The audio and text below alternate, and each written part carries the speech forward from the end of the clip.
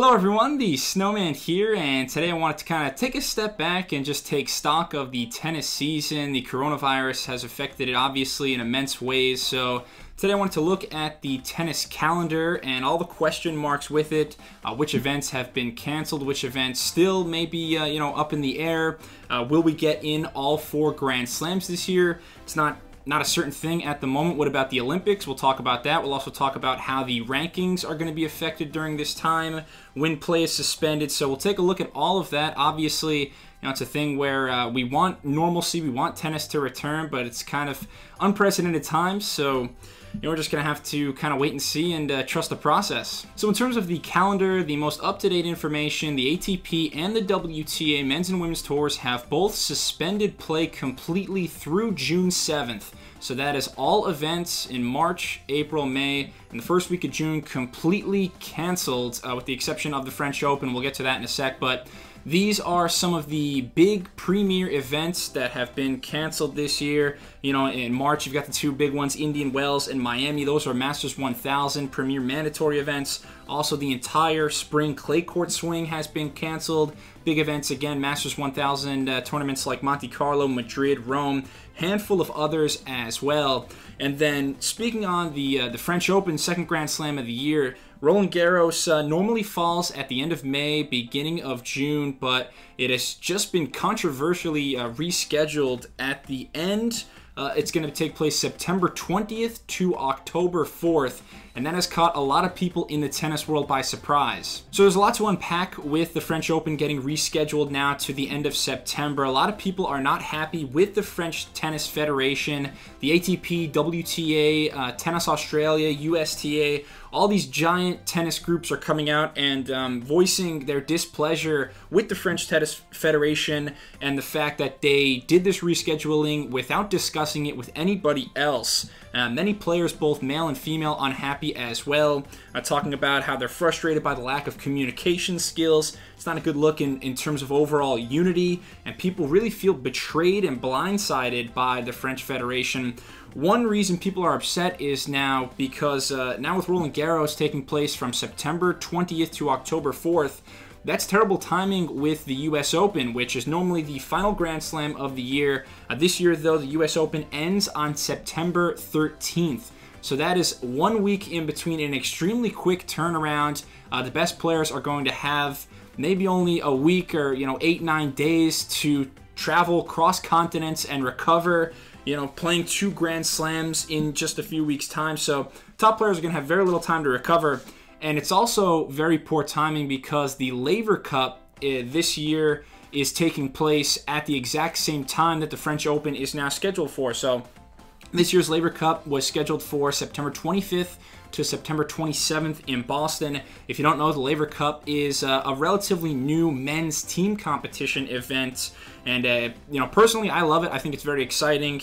But now the French Open has kind of put players in a tough position. We're seeing people in the tennis world taking sides. Are they on the French Federation side? Are they on the Laver Cup side? Big star-name players like Roger Federer, who is kind of a creator of the Laver Cup, he's almost certainly going to skip out on the French Open now in favor of playing at the Laver Cup. They have said they are not really looking into moving their event because they've already had everything in place for since the last Laver Cup last September ended. So it's just not a good look, especially considering there were other options for the French Open. If they would have waited on the Olympic decision, they would have known that now the 2020 Tokyo Olympics are being postponed to 2021. So now we have this empty time slot, July 25th to August 2nd, where the Olympic tennis competition was going to take place. Now we actually may end up getting another event there, but all in all, not a good look with the French Open. It's mostly just the fact they did it without consulting anyone first, and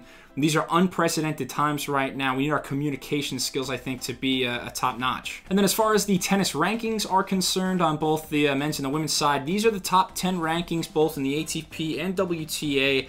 They will stay this way until further notice, until at least June 8th, when play may resume, because the rankings are now officially frozen. So if you didn't know, rankings are done off of a 12-month basis. For example, Dominic Thiem won 2019 Indian Wells, so he received 1,000 rankings points for that.